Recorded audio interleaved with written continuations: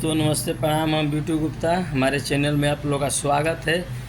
तो भाई हमारा भी वीडियो देखते हैं तो आप लोग लाइक सब्सक्राइब ज़रूर कीजिएगा और अपने दोस्तों को पास शेयर कर दीजिएगा मेरे भाई।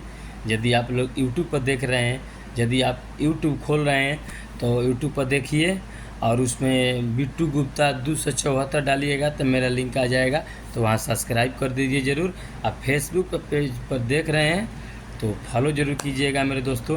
मैं एक गाना सुनाने जा रहा हूँ।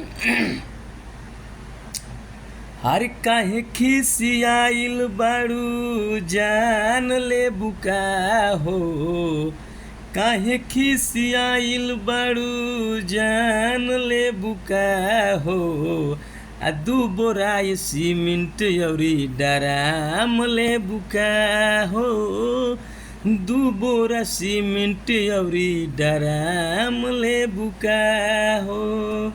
अरे काहे खिसियाइल बाड़ू जान ले बुका हो, आ दू बोरा सीमेंट अउरी डराम ले बुका हो, दू बोरा सीमेंट अउरी डराम ले बुका हो।